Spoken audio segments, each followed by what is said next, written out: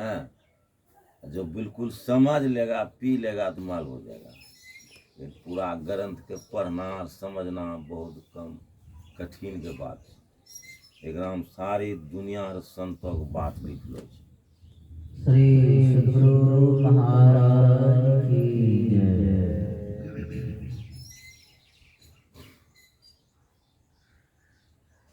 महर्षि मेघी सत्संग सुधा सागर।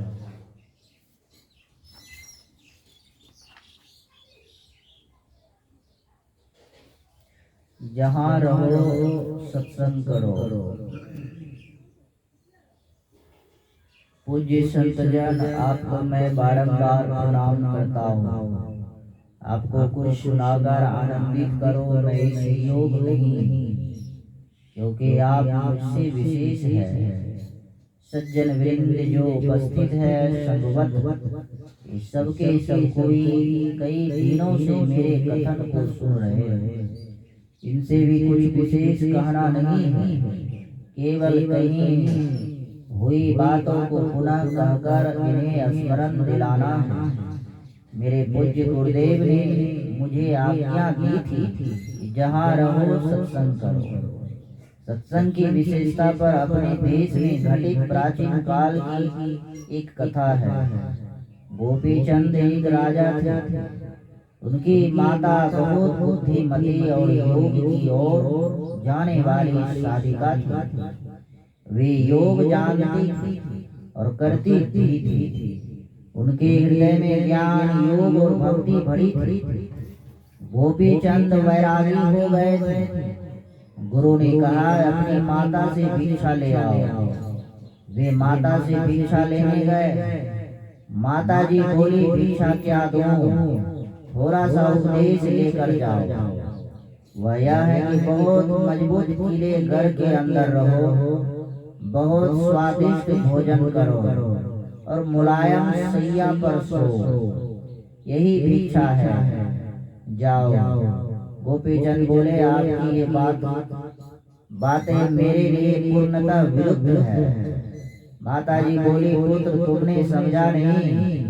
मजबूत घर सत्संग है, इससे दूसरा और कोई मजबूत घर नहीं है।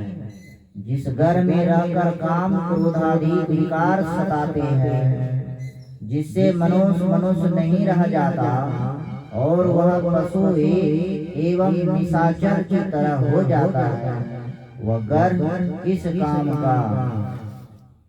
संतों का संग ही ऐसा घर है जिसमें रहकर विकारों का आक्रमण रोका जाता है और उनका दमन करते करते नाश किया जाता है। फिर सुस्वादु भोजन तथा मुलायम सैया के लिए माताजी बोली, कैसे ही सुंदर स्वादिष्ट भोजन क्यों ना हो, भूख नहीं रहने से वह स्वादिष्ट नहीं लगेगा।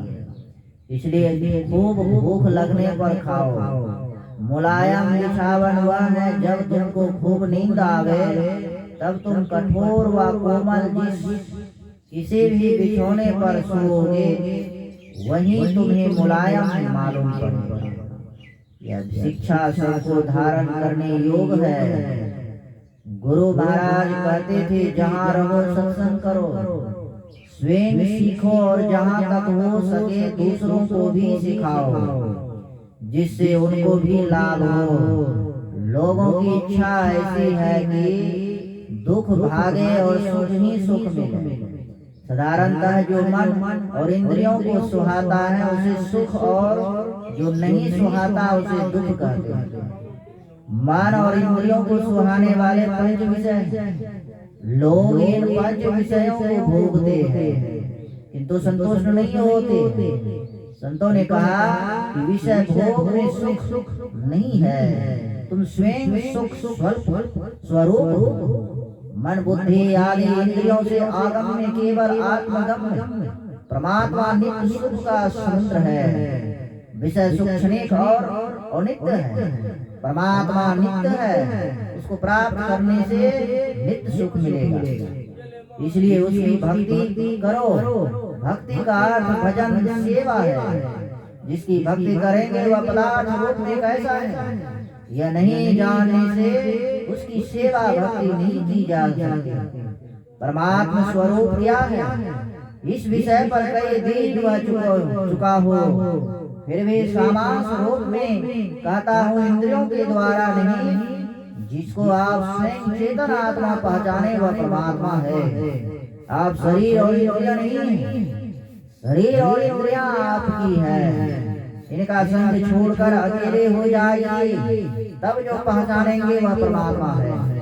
उस परमात्मा की भक्ति कैसे हो, जैसे गंगा जी स्नान करने अथवा किसी विशेष देवालय में लोग जाते हैं तो यह जाना गंगा तथा देवालय के देवता की भक्ति है। वैसे ही अपने को जब आप शरीर और इंद्रियों से छुड़ा सकेंगे तभी परमात्मा को पाएंगे। यही भक्ति है। इसके लिए गमन करना होता है, शरीर और इंद्रियों से ऊपर उठना यही गमन है, जाना है। प्रभु सर्वव्यापी है, किंतु यहाँ उन्हें पहचान नहीं सकते। यहाँ पहचान हो जाती है तो कहीं जाना नहीं पड़ता। यहाँ हम इंद्रियों के संग रहते हैं, इसलिए पहचान नहीं सकते। आँख पर रंगीन चश्मा लगाने से संसार के पदार्थ उसी रंग के मालूम होते हैं। जिस रंग का वह चश्मा है, या आँख पर पट्टी लगाने से कुछ भी नहीं देख सकते। हमारे ऊपर जड़ का आवरण, इसके रहने से कुछ सूझता ही नहीं है। इंद्रिय रूपी चश्मा लगा है। गोस्वामी तुलसीदास जी के वचनानुकूल गो जर जर लगी मन जाई, सो सब माया जानम भाई। हरे पीले जो देखने में आते हैं सभी माया है। परमात्मा को पहचानने की शक्ति उस चश्मे में नहीं है। इस चश्मे को उतार कर देखो, जिस प्रकार रज्जू में सर्प का भ्रम होता है, उसी प्रकार ब्रह्म में जगत का भ्रम होता है। यह शंकर स्वामी के ज्ञान के अनुकूल है तथा गोस्वामी तुलसीदास ने उसी के अनुकूल कहा है। रजत शीप महाभास जिमी, यथा भानु करवारी, यद्यपि मृषा तिनु बालसु, भ्रम न सके कोटाड़ी। यही विधि जग हरि आश्रित रहनी, यद्यपि औसत देत दुख अहनी। जब तक पूरी कथित पट्टी और चश्मे नहीं उतरेंगे तब तक उपयुक्त भ्रम दूर नहीं होगा। इन पट्टी और चश्मे से ऊपर होना है। हम पर चश्मा और पट्टी नहीं रहे, हम अकेले रहे। ईश्वर अंश, जीव अविनाशी, चेतन अमल, सहज सुख राशि, केवल यही रहे। सो माया बस भय हो साई, बंदे वो कीर मरकट की नाई। चेतन आत्मा पर यह अवश्यता नहीं रहे, तब वह परमात्मा स्वरूप को पहचान सकती है। इन आवरणों से छूटने के लिए चेतन आत्मा को जहाँ जाना होगा वहाँ उसे जानना चाहिए। संतों ने कहा, बाहर में जहाँ जाओगे शरीर और इंद्रियों के साथ जाओगे, अपने अंदर जाने से शरीर और इंद्रियों से छूटते हुए जाओगे और अंत में पूर्ण रूपेण इनसे छूट जाओगे। इसके लिए जगत और स्वप्न की अस्तित्व पर विचार करो। जागृत में रहने पर बाहर संसार के कामों को करते हैं, स्वप्न में बाहर की कोई इंद्रियां बाहर में कुछ काम नहीं करती। मुंह में मीठा डालने पर भी स्वाद मालूम नहीं होता, जब जाओ तब मीठा लगेगा। इसका यह कारण है। जागृत में चेतन धारा इंद्रियों के घाटों पर रहती हुई काम करती है और स्वप्न में बाहरी इंद्रियों के घाटों से सिमटकर अंतर्मुख हो मनोमय कोश में रहती है और वही काम करती है। फिर जागृत अवस्था में स्वाभिमानी व बाह्य इंद्रियों के घाटों पर आ जाती है। बोलिए प्रेम से श्री सद्गुरु महाराज की जय। श्री सद्गुरु महाराज की जय। आरती सद